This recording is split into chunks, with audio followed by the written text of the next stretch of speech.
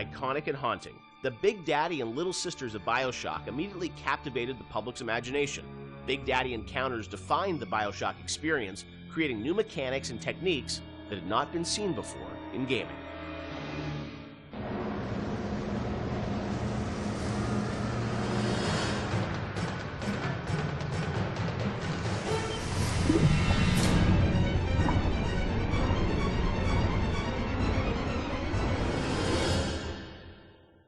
So Big Daddy, Little Sister, such an iconic moment or series of moments in this game. I'm fascinated about how that got layered in, because we talked a lot about the setting and the tone. That is still, to me, a mechanic that I remember was very unique about, choosing to engage the Big Daddy and being a fight that is going to be very aggressive and different than a traditional boss fight. I know you had an idea, Ken, of sort of 3 different types of AIs interacting in the same world.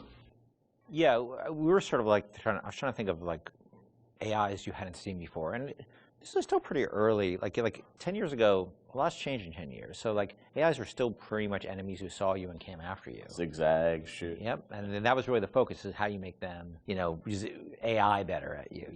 So I started thinking about, are there more primal behaviors to think about? And I was watching a nature show one day.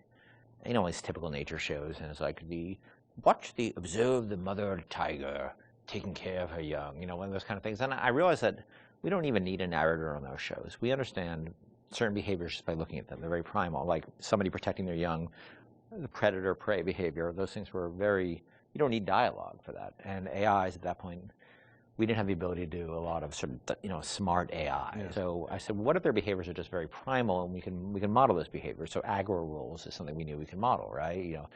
How does an AI aggro on you? What are the rules for that? Could they make a aggression display rather than just attack? And can another character appear afraid and hide behind the skirts of another character? And we started talking about these things. And the Big Daddy became very quickly, the actual form of the Big Daddy became very quickly as sort of this protector creature. The Little Sister took a lot longer, ironically, even though it's a much simpler notion in a lot of ways. The initial idea came out of sort of watching a nature show, and we're trying to work within our constraints of we couldn't make super complex AIs.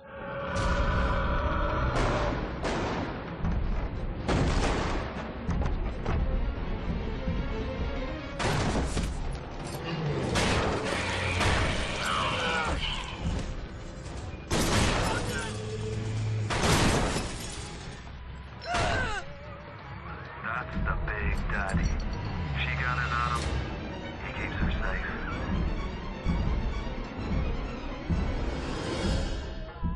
Because when we first got the system up and running, this is before the play test, we weren't really thinking about player facing these things. And we had this entire system set up that completely simulated what would happen, and you'd play through the vertical slice and you walk into a room and everybody's dead, because the system would work perfectly. And you weren't there to see the fight. Yeah. And we track they weren't called Little Sisters at the time, but we track how much they were harvesting, and it was all like a Command and Conquer level simulation. Yeah. And players didn't care or notice. Yep. And so we just abandoned all that stuff. Yeah, so that took us a step towards, how do we present this to the player, then how do we make the gatherers, which we called them at the time before Little Sister design came on, like how do we make them empathetic towards the player? How do we make the player want to engage with that? Because at the time they were just slugs. Right. So which is a That's horrible right, design. Originally were slugs, right? Yeah. Not actually. Which is a horrible design in so many ways, because you don't care about slugs, Right. and they're also on the ground, so you don't see them. They're not like at eye level, and they're dark. So. But you still have some. We have some of the trailer had like the same, or not the trailer, the demo, or prototype we did. So had the Big Daddy sort of like interacting with the little slug. And slugs crawl around the Big Daddy? Or no, it's this awful little mesh. Right. Yeah. It's like a little beetle, sort of. Yeah, it was terrible. Yeah. And they were protecting. And they had protecting the beetles. The beetles? What? And, and the Big Daddies had 2 drills. They didn't have a hand, so they could. There's no way they could like. It's just fascinating because like the Little Sister, it's like there's such humanity in it, which you really connect with. Which seems like you would think that would be the obvious thing. Yeah. We're not very smart. The idea of sort of choosing to engage the Big Daddy. I mean, when I was first time I played the game, that was always profound to me, because you sort of sit there and like, am I ready for this? And your choice to sort of like, the kind of opposite of stealth, like when you want to be discovered. Was that always the mechanic with the Big Daddy? Yeah, that was, the idea was that they would have very particular rules about engaging with you that were entirely dependent on how you, the threat level towards, not them, towards their creature they were protecting. Yeah, that was set, and then as you worked through it, I'm sure there were conversations about how difficult do we make these fights and sort of the balancing of that, and even, you know, with the game, you don't start off with a Big Daddy fight. It's a little ways into the game until you actually get to that. So that was sure debated. You actually encounter the notion of Big Daddy and Little Sister many times before you actually are freed into an arena where you can actually fight them. You see them sneaking out, pipes. You see them. You see them walking down a hall. You see, the first time you see Little Sister, she's harvesting, and then you see the Big Daddy come and protect her.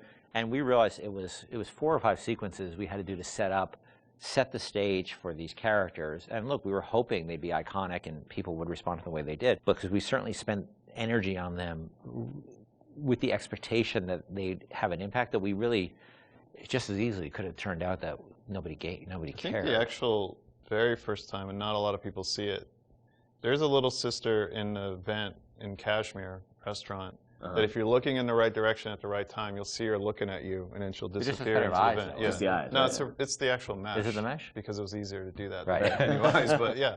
No, no, no, no.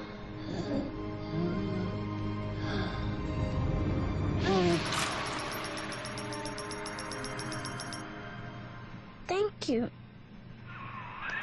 path of the righteous is not always easy.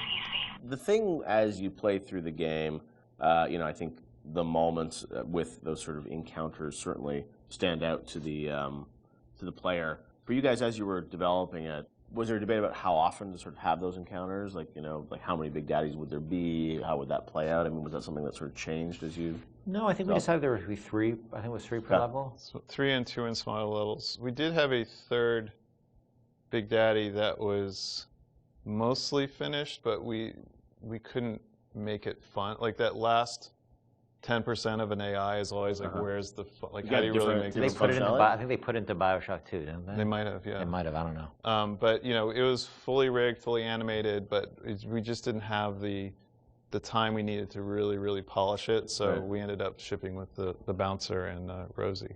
Hunting the Big Daddy, that demo was a huge moment, I think, in the game's kind of marketing campaign. And that really, I think, you know, sold the tension of that battle. When you showed that, did the entire game feel like that, or was that really more of just like a vertical slice of what you wanted the game to feel like? That at that point was more what we wanted to feel like, because the Big Daddy had a lot of problems at that point. But we were confident we could do that. Like, we wanted to make sure that was an experience we could deliver on. And it was like it functioned, but it would do really weird things. Like, it had this tendency at the time to, if you did the wrong thing, that it would turn into basically a super ball and start like a tiny little super ball. The Big Daddy would turn to a super ball and start bouncing off the ceiling and walls like a million miles an hour. Do you remember why you did that, or what was going on? I'm sure it was some physics bug that And so that actually happened. Sometimes we were doing the demo, and Joe Falstick, who was the guy running the demo with me in Barcelona, was very good at making sure that he turned away from the Big Daddy. Like, oh yeah, I guess we killed the Big Daddy. He must be dying over there. But so all things were functional, but they weren't really. They didn't have all their bells and whistles on yet. It was really good for us because it sort of gave us some confidence that people would respond to just the notion of, you know, watching Little Sister and biding your time and choosing your moment. Well, it gave us confidence, but it also gave us a tool that the development team as a whole could gather around and say, we want to make it like this. Like, yes, a lot of elements in that demo were scripted, but they provided a framework for us to go back and how do we make that so it's not scripted? How do we make this robust enough so that the player can actually use these systems? Yeah. So it was something that we could point to and say, you know, all right, how are we going to do this? Like, let's break it down and let's figure it out. And that was like in September, and actually the game was done in February, March, so we weren't that far off. Yeah. A lot went into it in those final months. But it was a big confidence boost for us because we thought it was the most important thing about the game, besides the world, was this sort of Big Daddy, Little Sister concept. And if people didn't care about it, it would have been a problem for us because we spent a lot of time on it.